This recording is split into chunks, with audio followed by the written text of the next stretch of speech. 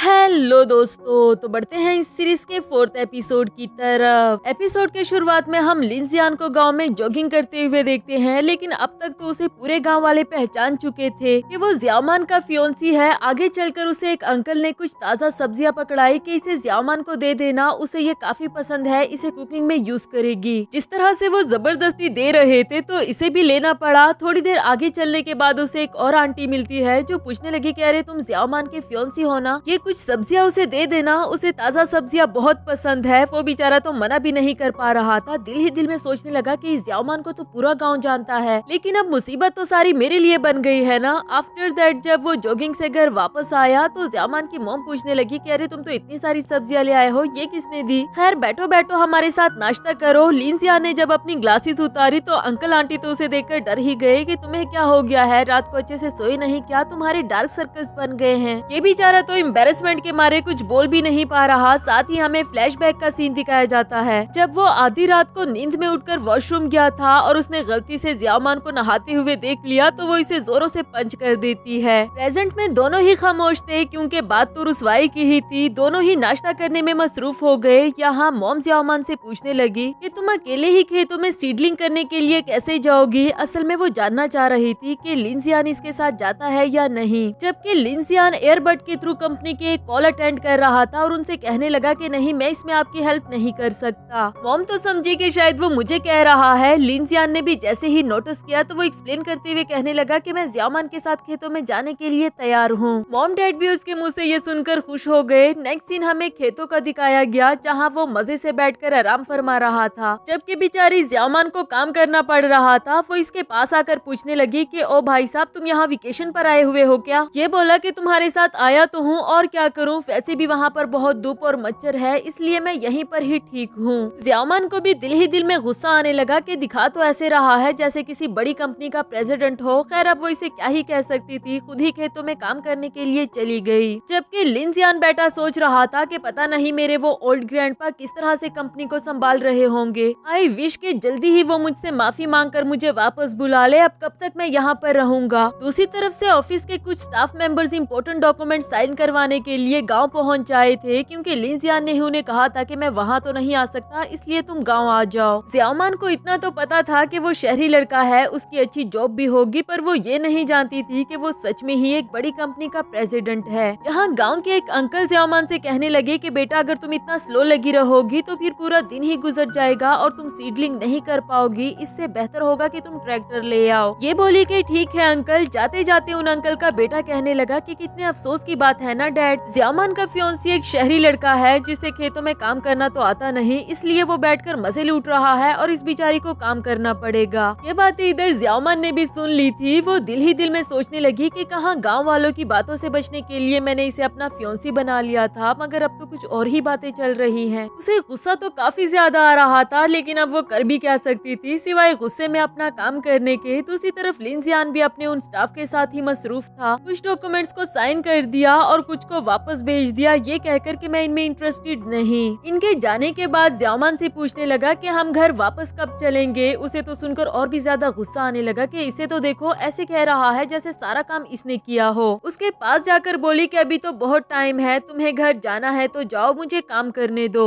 लिनजियान भी उसे अपने साथ लिए बगैर घर थोड़ी ना जा सकता था। वो भी वापस से वहीं पर बैठ जाता है कि थोड़ी ही देर में उसे एक कॉल आई। ये उसकी शहरी दोस्त लुहा की कॉल होती है जो इसे कह रही थी कि अभी तक तुमने इस मामले को खत्म नहीं किया, आखिर तुम वापस कब आओगे। साथ ही हमें फ्लैशबैक का सीन दिखाया गया जहां लिनजियान के गांव आने से पहले लुहा उससे कह रही थी कि चाहे मैं तुम्हें लाइक करती हूं और तुम्हारे साथ बिजनेस कोऑपरेशन भी करना चाहती हूं, पर ये बात मुझे बिल्कुल भी मंजूर नहीं कि तुम किसी और का फियोंसी बनकर रहो। इसलिए जल्द से जल्द इस बात को खत्म करो, क्योंकि लुहा लिनजियान से शादी करना चाहती थी। साथ ही वो ये धमकी भी दे देती है कि अगर तुमने इस एंगेजमेंट को खत्म ना किया तो तुम जानते हो कि इसके कुछ और कॉन्सिक्वेंसेस भी हो सकते हैं। प्रेजेंट में लिनजियान ने ये कहकर कॉल काट दी कि मैं जल्दी ही उस लड़की से जान छुड़ा लूंगा। जो दूसरी तरफ वेनमू ने भी सुन लिया। वो दिल ही दिल में सोच रहा था कि आखिर ये ज़ियामान के साथ करना क्या चाहता है, पर जो भी हो जाए मैं तुम्हें इसमें कामयाब होने नहीं दूंगा। लिनजियान के पास जाकर पूछने लगा कि तुम फार्मिंग करने में ज़ियामान की हेल्प करना चाहते हो क्या? तो वो बोला कि हाँ। क्या तुम मुझे सिखा सकते हो कि मैं कहाँ से स्टार्ट लूँ और किस तरह से काम करूँ? वेनमू बोला कि हाँ हाँ क्यों नहीं, मैं तुम्हें सिखा देता हूँ। नेक्स्ट सीन में ज़ियामान को पीसफुली ट्रैक्टर लाते हुए दिखाया गया। वो तो आराम आराम से खेतों की तरफ आ ही रही थी कि दूर से उसकी नजर लिन जियान पर पड़ गई, जो बड़े मजे से सीड्स को खेतों में फेंक रहा था। इसको बहुत ही आसान काम समझकर ज़ियाओमान को काफी ज्यादा गुस्सा आ गया कि इसने मेरे सारे बीज खराब कर दिए, अभी तक तो मैंने खेतों में हल भी नहीं चलाया था। गुस्से में उसे आवाजें देते हुए कहने लगी कि इसे नीचे रख दो, तुम्हें किसने कहा है ये सब कुछ करने के लिए, जबकि उसे सुनाई तो कुछ दे नहीं रहा था। बड़े मजे से हाथ हिलाते हुए कहने लगा कि हाँ हाँ मैं सारा काम कर चुका हूँ, जिस पर ज़ियाओमान भी गुस्से में ट्रैक्टर उसके पीछे दौड़ाने लगी और वो बेचारा आगे आगे भाग रहा था कि क्या तुम मुझे मारना चाहती हो, मैंने किया क्या है, रुक जाओ मेरी बात तो सुनो। जहाँ खेत में ये तमाशा चल रहा था वही दूसरी तरफ वेनमू का हंस हंस कर बुरा हाल था, क्योंकि ये सब कुछ उसने लिन जियान से जानबूझकर करवाया ताकि ज़ियाओमान को उस पर गुस्सा आ जाए और वो इसे घर से बाहर निकाल दे। दूसरी तरफ एक नई लड़की जिंगवान की एंट्री होती है, जो कि बैग के साथ आकर वेनमू से पूछने लगी कि ये क्या हो रहा है। वो भी इसे अचानक से देखकर काफी ज्यादा खुश हो गया, कहने लगा कि अरे जिंगवान तुम गांव वापस आ गई हो, मुझे पहले बता देती मैं तुम्हें रिसीव करने के लिए आ जाता। ज़ियाओमान को भी आवाजें देकर बताया कि देखो हमारी दोस्त गांव वापस आ गई है। वो भी इसे देखकर काफी ज्यादा खुश हो गई। इधर लिन जियान को भी सांस लेने का मौका मिला। वो पूछने लगा कि तुम पागल वागल तो नहीं हो गई, जबकि ज़ियाओमान को तो अभी भी इस पर काफी ज्यादा गुस्सा आ रहा था, पर कहने लगी कि तुम्हें तो मैं बाद में देख लूंगी। नेक्स्ट सीन में ज़ियाओमान ने जिंगवान के आने की खुशी में डिनर बनाया था, उसके साथ टाइम स्पेंड करने के लिए सभी साथ बैठकर मजे कर रहे होते हैं, जबकि लिन जियान को लग रहा था जैसे कि वो बीच में कबाब में हड्डी बनकर बैठा हो। थोड़ी देर बातें करने के बाद जिंगवान ज़ियाओमान से पूछने लगी कि आखिर तुम्हारे और इस लड़के के बीच में चल क्या रहा है। वो जानना चाहती थी कि आखिर ये कौन है और तुम्हारे घर पे क्या कर रहा है। ज़ियाओमान बेचारी अब क्या उसे ये लंबी चौड़ी कहानी सुनाती, कहने लगी कि इसे तुम फर्स्ट साइट लव ही समझ लो, लेकिन अभी हम इसके बारे में कोई भी बात नहीं करेंगे, क्योंकि फिलहाल हम सिर्फ खाना पीना और मौज मस्ती करेंगे। जिसके बाद सभी ड्रिंक करने लगे। लिन जियान सोच रहा था कि एक तो मैंने ज़ियाओमान की मदद की, ऊपर से इसने मेरे पीछे ट्रैक्टर दौड़ाया, कितना ज्यादा भगाया इसने मुझे। जबकि बेचारी ज़ियाओमान सोच रही थी कि इस एक झूठ को छुपाने के लिए मुझे और कितने सारे झूठ बोलने पड़ेंगे। ओ गॉड, आखिर ये कब तक चलेगा। वेनमू की नजरें तो जिंगवान पर ही टिकी हुई थी, क्योंकि वो इसे लाइक करता है, जबकि जिंगवान देखती है कि उसका एक इयररिंग गायब है। ज़ियाओमान को जब पता चला तो वो उसके लिए इयररिंग ढूंढना चाहती थी, मगर जिंगवान बोली कि फिलहाल रहने दो, बाद में जब तुम्हें मिल जाए तो मुझे वापस कर देना।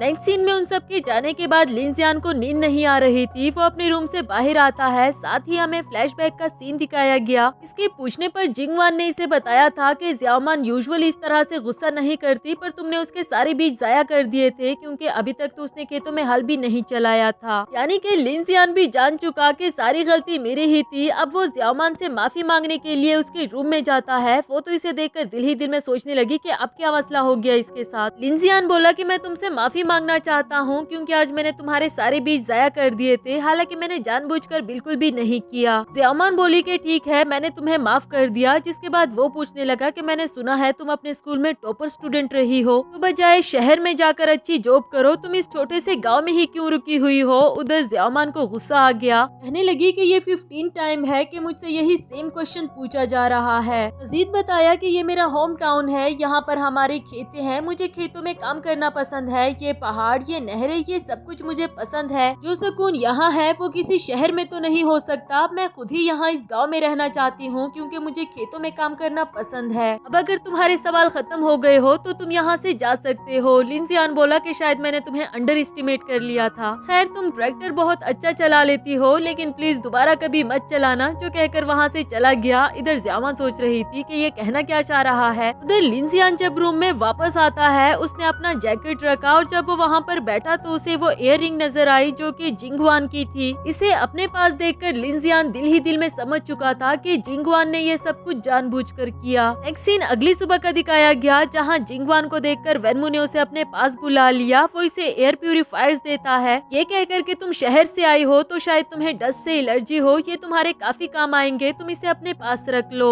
इस पर वो भी इसकी तारीफ करते हुए बोली कि तुम कितने काइंड हो। मैं यकीन के साथ कह सकती हूँ कि जो भी लड़की तुम्हारी गर्लफ्रेंड बनेगी वो बहुत खुशकिस्मत होगी। जबकि वेनमू तो उसे ही लाइक करता था। पूछने लगा कि तुम्हारा भी अभी तक कोई बॉयफ्रेंड नहीं, तो वो बोली कि हाँ, तुम जानते हो ना कि मैं किसी अमीर लड़के से शादी करना चाहती हूँ और अभी तक कोई सूटेबल लड़का मुझे मिला ही नहीं। तो सुनकर बेचारे वेनमू का तो मूड ही ऑफ हो गया। खैर, वो कहता है कि चलो मैं ये बॉक्स तुम्हारे साथ ले जाता हूँ। उसके साथ चलने लगा। रास्ते में उसे अपने पास से वो इयररिंग भी निकाल कर दे दी और बताया कि ये ज़्याओमान ने ही मुझे दी। वो कह रही थी कि मैं ये तुम्हें वापस कर दूं। चिंगवान पता नहीं क्या करना चाहती है, पर उसका ये आइडिया फ्लॉप हो गया। वो दिल ही दिल में सोचने लगी कि ज़्याओमान कितनी बेवकूफ है, उसने कोई रिएक्शन भी नहीं दिया। इसी के साथ हमारा ये वाला एपिसोड भी खत्म हुआ।